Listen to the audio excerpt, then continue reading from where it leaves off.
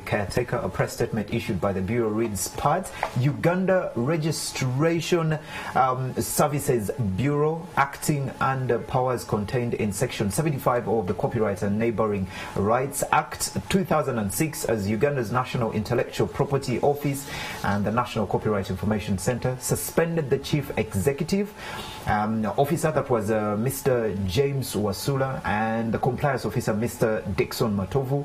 The suspension of the above officials is to allow for an effective ongoing inquiry into the constitution workings and financial conditions of the society in accordance with above provision of the law. Well, this morning, to get to the genesis of this matter, we are joined by Mercy Keynes. Actually, did I get that right? Mercy Keynes? Yes. Kenobwisho. Yes. This is, we are living in this urban world where people just where names are cut short whenever we can't pronounce all of them. Anyway, Mercy Kenobwisho joining us from. She is the Director of Intellectual Property URBS and Mr. URSB. And Mr. Kabito Karamaji, Managing Partner, Legal Mark. Did I pronounce that right? Yeah, well, pronunciations are very critical. Good morning. Thank you very much for joining us this morning. You're the caretaker. So first, we need to understand the genesis of this, and it's very important. Usually they say when you understand where we're from, you will understand where we are and where we're headed. So let's understand where we're from. First, how did we get here? Thank you. Uganda Registration Services Bureau is a government institution that is charged with business registration, intellectual property, civil registrations, insolvency, among other activities or mandates. And in this particular mandate, we are in charge of administration of copyright, enforcement and of copyright, among others. We are the regulators of collecting management societies, and these are societies that are membership driven. They are registered to represent the interests of the members in the literary, artistic and scientific works. And this particular matter, we are regulators of Uganda Performing Rights Society, which is a collecting management society or a collecting society that was registered in 2007 and was given a license in 2007 to represent and manage and issue licenses on behalf of music composers, performers and other artists in the music industry. And when a society as regulators is facing challenges, especially corporate governance challenges, we as regulators come in to take charge and advise and give it an opportunity to survive. In some countries, these organizations have been closed out. They have been liquidated. They have been shut down, to simplify that. Right. But we have to weigh on the benefits and the costs of shutting down such entities and moving to rescuing them. We received so many complaints from the stakeholders, and these stakeholders are musicians, our artists. Right. Who are members of this entity. There currently we are aware of 2,000 members to belong to this particular Uganda Performing Rights Society, and if 98% of the members have complained that they are not receiving royalties, they are not, they don't understand the leadership, they don't know the succession plans, they don't, they think it's a monopoly, and they are really not satisfied with what is ongoing, we come in as government, since we are regulators, to advise on the best way forward. Or we also weigh the closure, whether we can close or give it an opportunity. And in this particular case, since there was an investigation, there is an investigation and an inquiry ongoing, we felt it better, and under the law mandates us under Section 75 of the Copyright and Neighbouring Rights Law to carry out an inquiry. But as we carry out an inquiry as a regulator, we have a right to put aside, to suspend the leadership of that society. All right. Every institution has a leader, and they must be accountable. So the leaders have to step aside to allow the investigations to be carried out, and we have to. The law mandates us to get a caretaker, an independent caretaker, and in this case we got legal advocates represented by the senior managing partner, Mr. Kabito Karamaji, who are also well known for taking charge and managing distressed companies, but also business rescue in many instances. Ms. Mercy, and this have been questions coming in, of course, from the public, and the majority of them, of course, on social media when this news broke out yesterday. And they've been asking, why now?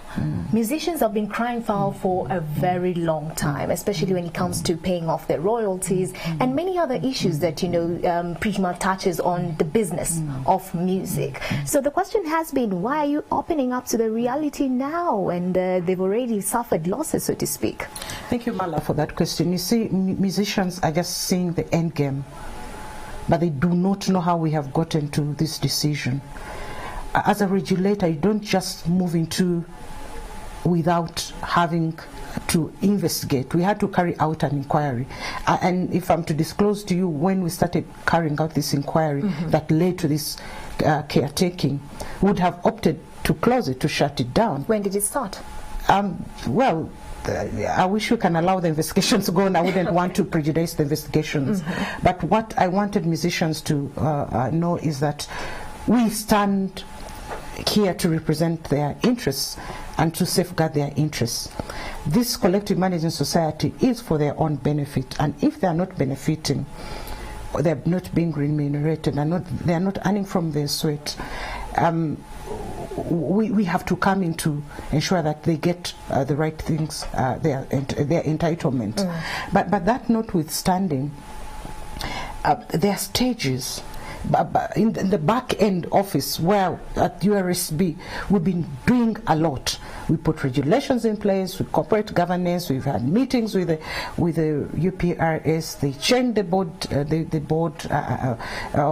After we had intervened, we have been doing right a lot behind the scenes, and this is one of the stages. The caretaking is one of the many stages that we have taken. So it's a journey that started way back. Yes, way back. Are you in a position to tell us when it started?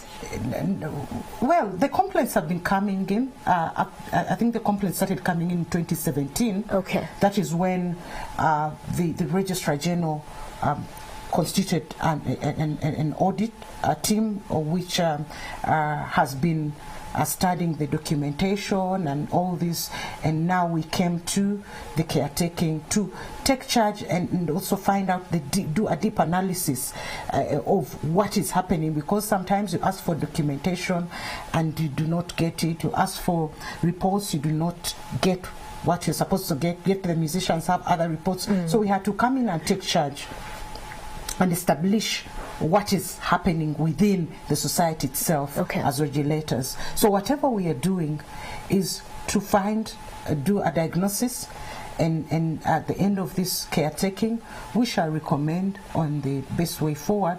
But as regulators, we are doing all this in the interest of the musicians. We want them to gain from their sweat, because if they are claiming that royalties are being collected, some members have belonged to this society for quite some time, and they say they have never received any any penny from the music that is played in the public. Maybe we need to also bring out the role clearly in this discussion, the role of collective management societies, so that members of the public do understand where we're coming from. I'm going to get to you, Mr. Kabito, but first we need to understand. Yesterday, in a statement that was released, there was mention of financial mismanagement. So usually those are terms that are used to confuse us, the ordinary Ugandans. But we want to put in terms. How much money, are you in position to tell us how much money we're talking about here?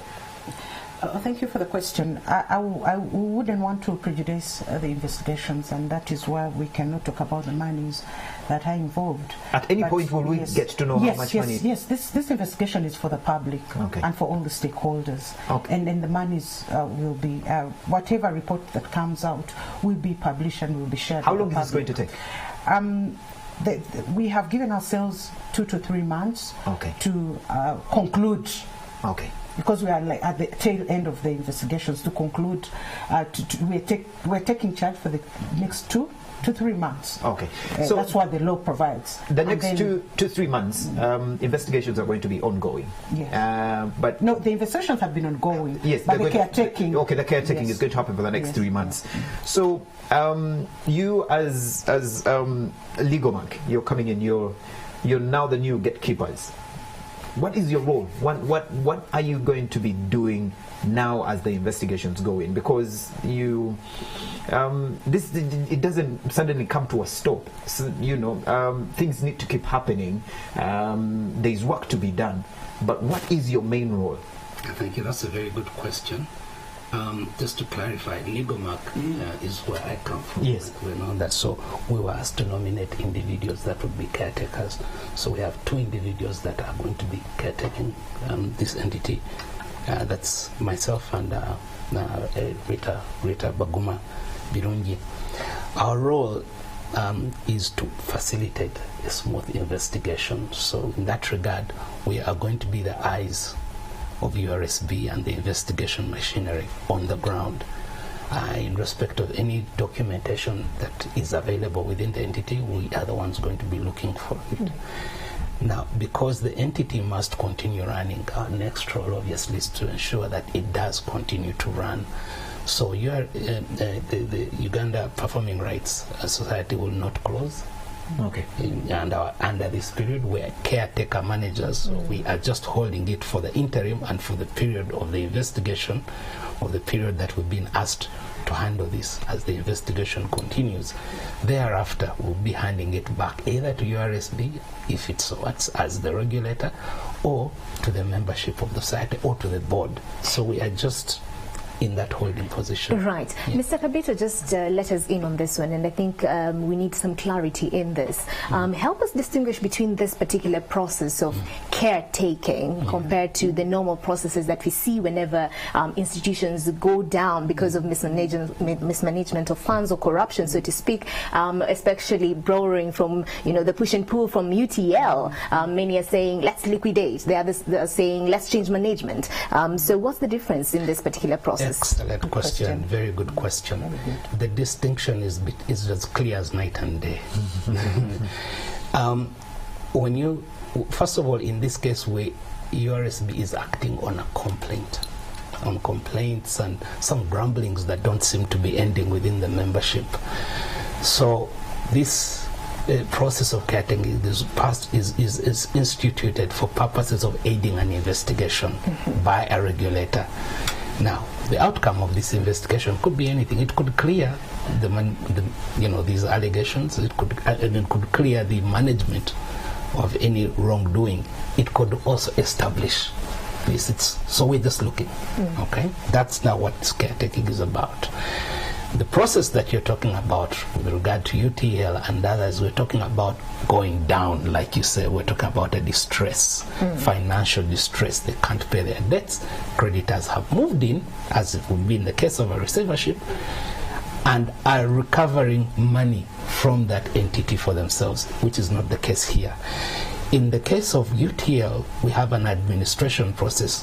What happened in that case is that UTL noticed it is in financial trouble and can't meet its obligations. So it ran to court for protection.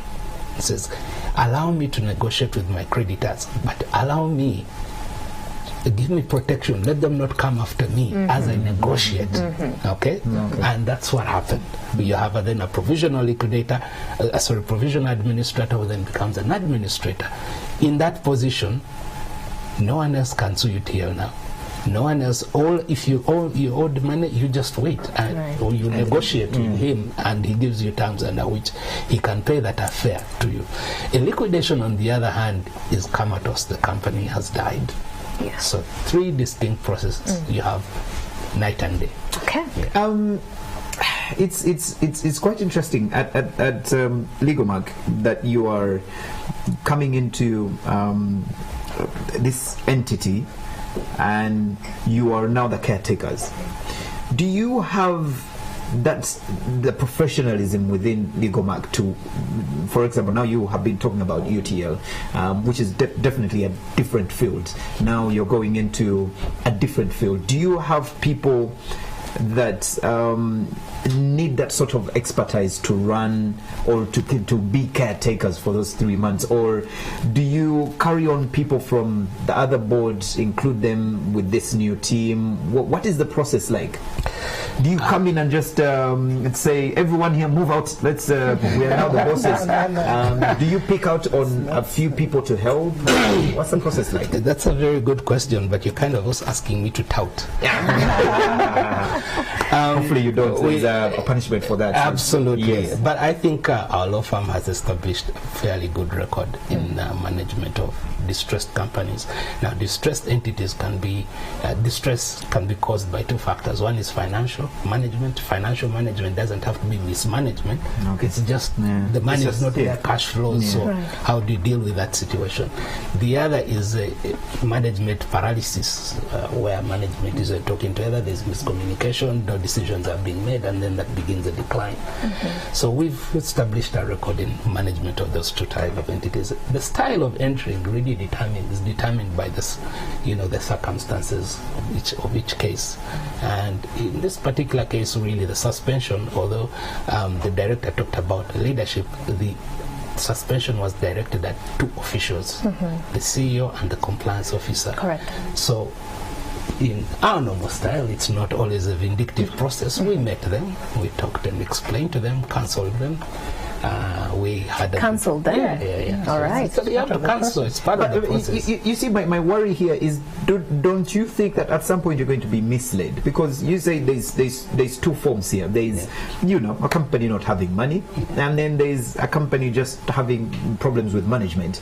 So do you send in a spy first because you could come in with a presumption that the problem in the company is management, yet it's money, or you could come in being told that it's money that is the problem in the company, yes, yet it's management. So how do you pick out what you're going in for, or do you just go in and figure it out when you get there? Trade secrets.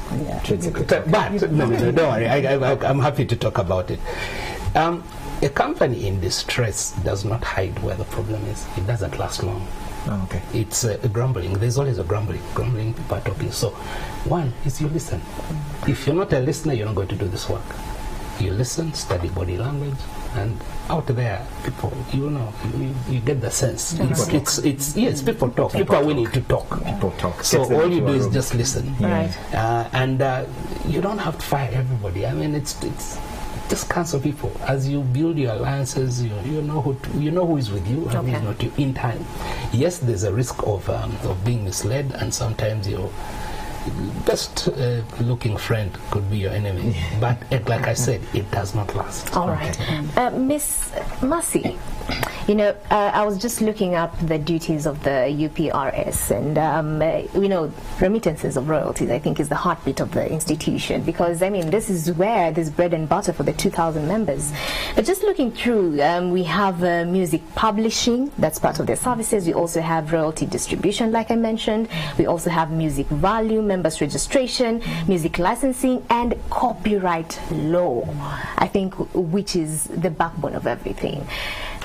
But whenever we have inquiries, people get worried, especially on the, pretty much the sincerity of the process and, the integrity of the people carrying out the inquiry. And many have said that throughout inquiries, the bigwigs, them that have the voice, them that carry the weight, are compromised. So how sure are we this will not be the case in this particular inquiry?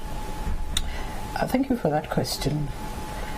Well, as you have spelled out the roles of Collective Management Society, in particular this UPRS, the Uganda Performing Rights Society, they do not just exist. They were licensed by Uganda Registration Services Bureau to carry on the duties of following up the rights of the members, especially with regard to management, payment of royalties, enforcing the copyright law with our support. And so when an investigation is ongoing, there's a lot that we have on our records in regard to documentation. There's also a lot of complaints from almost every member, but also complaints from the parallel institutions that were registered not as collective management societies but as organizations to bring musicians together, to listen to the musicians, for the performing, the publishers, because there are so many stakeholders. We want to assure the public that this is without prejudice and the law is being followed, and whatever comes out will be as is. And it's not, because at the end of the day, these 2,000 members have different levels of performance. We have the big musicians, we have the upcoming musicians, maybe even Fresh Daddy was about to join the team, and many others. And the music industry, copyright industry, any person that performs has this right, as long as it is the original work, and doesn't matter the quality, doesn't matter whether people like it or not. And so, but when people are members of a society and they are not benefiting from your collections, because the collections, what are the collections for? If ordinarily as a musician, you may decide, it's actually optional to belong to a collective management society. You may decide to run these rights individually or belong to a collective management society. Why do we encourage members to join collective management society? This is global practice, and this is the best practice. Because you as Juliana Kanonyomozi or Baby Cool as Ragadi, you have no time to run to the broadcasters, to run to the hoteliers, to run to the events managers, to collect. Correct. To collect your fees. Right. And so you belong to a society to run all this on your behalf. If a hotel is playing your music, if they want a license, you issue it to management and so on. If it is beyond the borders, if it is being played in Kenya or Nigeria, the collective management societies have reciprocal arrangements where if Juliana Kanyomozi's music is played in a place where Uganda has reciprocal arrangements with, they can collect on your behalf.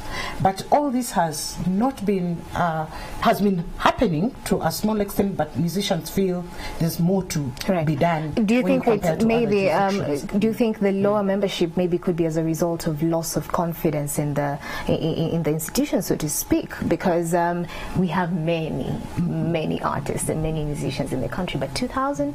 Yes, these 2,000, they are active and inactive members. I wouldn't want to go into details, but for sure, if an institution is so attractive and the members that are there are gaining from what they are getting, what they are supposed to get, of course with the in view of increasing enforcement, encouraging people to respect copyright, because it all starts with us, the members of the public. We do not want to pay.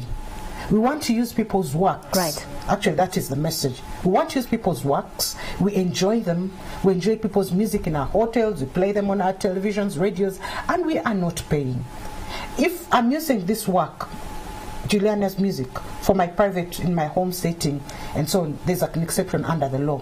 If I'm just listening in my car, it's okay. But if I'm using it for commercial gain, and this musician behind the music is not benefiting, right, it discourages creativity. Right. So before even we blame and come to take over these collective management societies, the message out there to the public is respect people's work. If Baby Cool, if Megadi, if which other musicians, all local musicians, Winnie Nwaji, our gospel artists, the Pastor Gembes are playing music.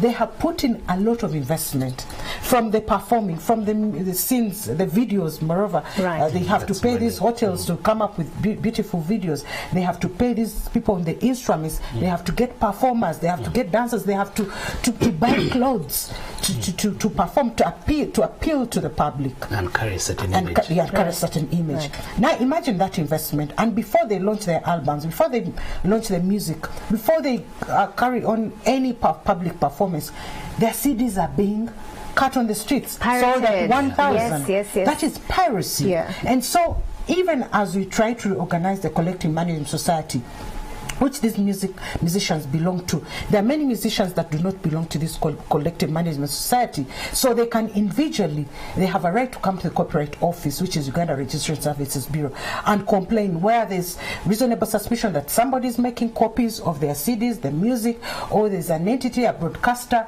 are playing their music and they are not benefiting. They have a right to apply to us, and we come in to enforce and seize their goods, also engage the broadcasters. People have to be paid from their sweat because that is their property. They need to get their value back. Yes. All right.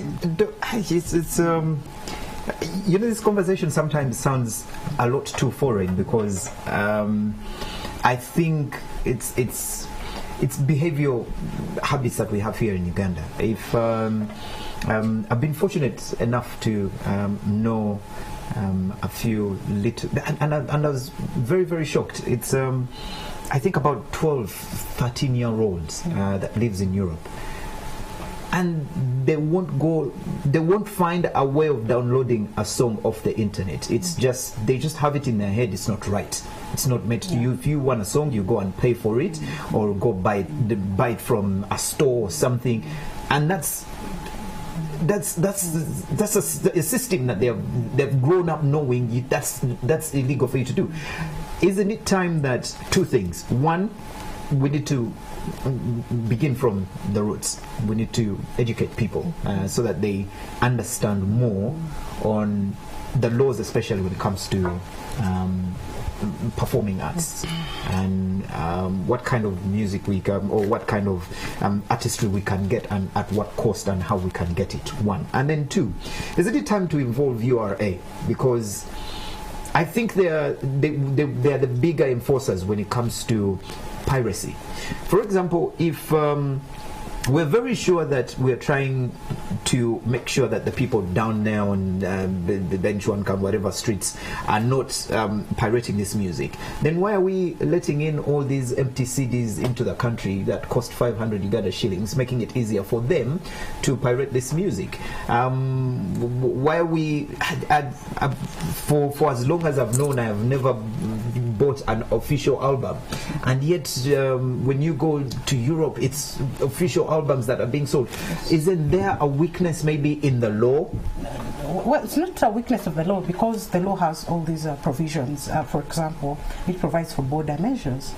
Border measures, nobody's allowed to bring in pirated works, fake works, counterfeited works. You know, people are so enforcement. smart. We have libraries all over the corner. A movie comes out in the US, and in 2 weeks, as our cinemas here in Uganda struggling so much to get the rights to get those movies in, and are charging people 20,000 shillings to watch the movie. I can get it at 1,500, and in a shop that is officially known. And is even licensed. You see, we do understand the cry of the public, and enforcement has been done and continues to be done, and involves many stakeholders. The Uganda Police, for example, at Uganda Registration Services Bureau, we have an enforcement unit that is run by Uganda Police, and the levels of enforcement have increased and improved because you have seen them on television, seizing goods that are counterfeited, seizing movies that are pirated, and so on. So it is, we are working with other entities, UCC, we are working with the Media Council, we are working with the URA, and we have even had joint operations. We have worked with the ISO and so on. Do you think that it's a slow process? And because it's not a slow process, but the infringers. It's growing. Yeah, I think there's an improvement. There's an improvement when you look at what has been done. You see, agree. Yeah. And you know what we have also invested in is educating the people. Some people are doing it without the knowledge that they are infringing the law. And our approach has been, let the people know that they are doing wrong. We have had meetings with the enforcement agencies, including ourselves. We have had meetings with the film industry, the broadcasters, the musicians, the publishers, and so on.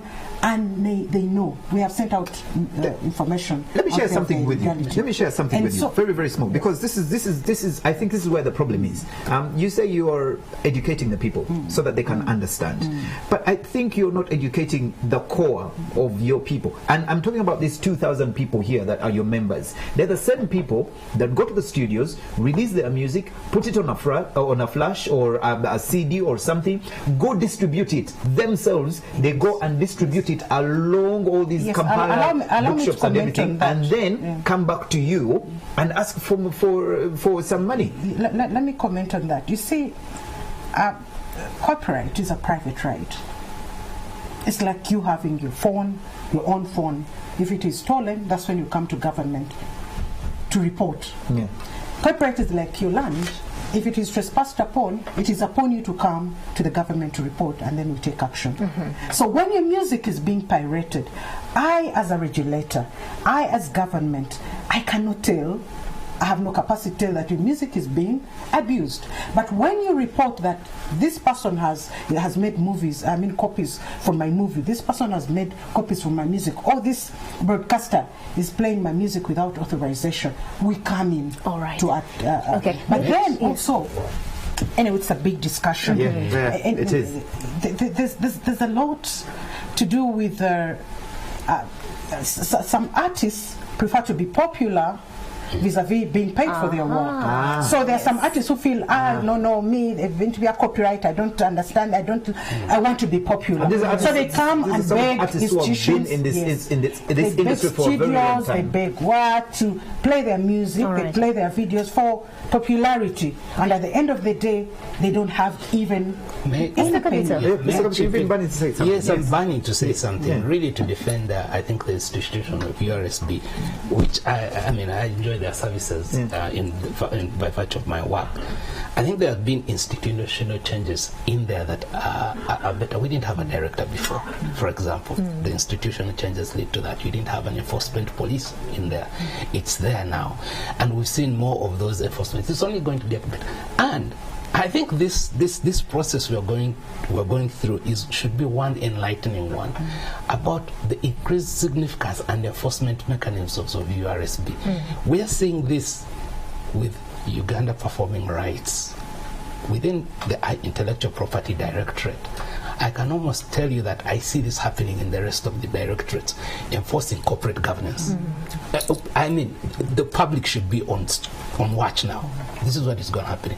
So going back to UPRS, in my discussions with the now suspended CEO yesterday, he revealed to me something extremely profound. Today, the value of UPRS, they gross a couple of $100 million a year. I asked the question, is this our potential? I said, no. Our potential, if we're able to realize it, is somewhere within the region of 3 to 5 trillion. Correct. Wow. 3 to 5 trillion. But to do that, to arrive to that, it was very clear that it's going to take a lot of hard work. Number one, to enforcement to change the behaviors. I do not buy pirated movies myself. I don't. It's a principle. I have not yet watched Games of Thrones, the last series, even though I'm dying to, because I want to buy the real thing. Yes. I have to buy the real thing. It's for me, it's the statement of person that I must give that creator his due. Okay. Those are the behavior habits we've been talking about. So we have to, like you're saying, we have to work on some culture change as well in society, and pretty much it comes to being very deliberate about it. Yes, Ms. Marcy. Yes. Just to add on what KK Kabito is saying, we need a disciplined society. Yes.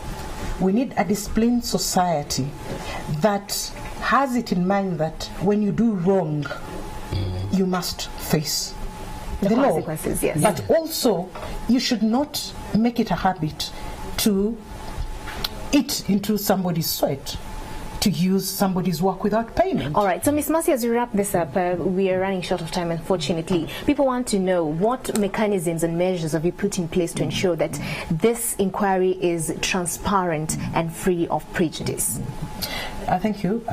Uganda Registration Services Bureau, as a regulator, has proven for the last 6 years that it can perform and can change institutions, and we have put many reforms in place within our institution that have led us to be the best performers. But when it comes to also the entities that we regulate, we want them to respect corporate governance, and corporate governance is key on our agenda. We want accountability. We want institutions to account. We want institutions to be transparent. We want the membership to be known. Some members are even not known. We want the leadership of institutions that we regulate to be clear and have even a transitional kind of arrangement. You can't be the same person leading for 10 years of an institution when we also have other artists and other people that are capable of leading. We want to see things done in the right way. All right. And the law being followed. We have even put in new regulations, new guidelines to guide the collecting money in the societies, because sometimes the law may be silent on other issues, but what are the best practices in other countries? So we want institutions to perform the role they are meant to do, and you'll see good results from these investigations and other collecting management societies which are facing similar, but it's a global issue, it's an African issue. So they also need to put the house in order before you actually knock their doors. All right, okay. Thank you so much for coming in studios. We hope that in 2-3 months we will have you here back, of course, to give us the recommendations and the pretty much steps that will be taken thereafter. Mr. Kabito, your last remarks, especially now that we know that remittances of royalties is not the only way that our artists actually get a coin or two. They're also fleeced by the managers. Fleeced by different promoters. So touch on that as we bring this to a wrap. Yes, I'm going to be, as caretaker, like I said, I am the eyes of the investigation within the entity, and I'm certainly going to have a test of a full test of the challenges the industry faces. What I'll ask for is really cooperation and a chance from the members, from the public. The users, please pay. I have them. I am appointed by URSB, so I have the full backing of the regulator. It does not mean that you do not pay the dues. Please do pay. I am actually starting today. Okay. I'll be reaching out to all the users to ensure that the monies due to the entity are paid. Okay. At some point, I'm sure I'm going to meet all musicians, and we're going to have that discussion. I'm independent. I'm just the eyes of this entity. So if they have you've not been compromised? No. I just like music.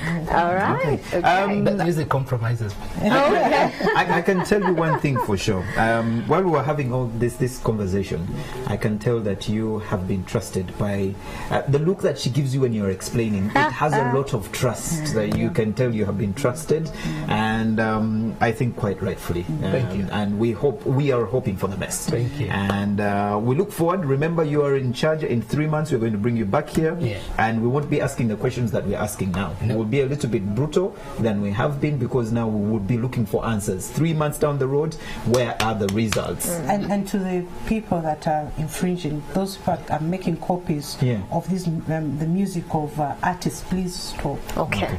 There you go.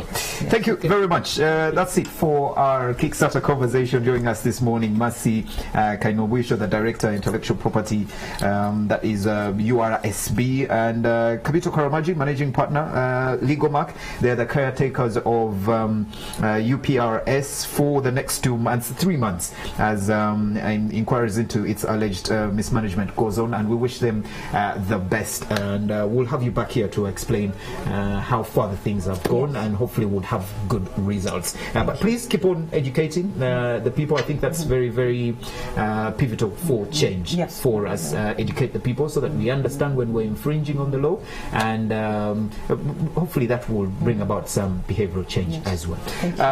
Thank you very much, and good morning. Right about now, let's link up to Stephen Bida, who is already out on the streets to let us know on how the traffic is down there. Stephen Bida, good morning. Where are you, and how is the traffic?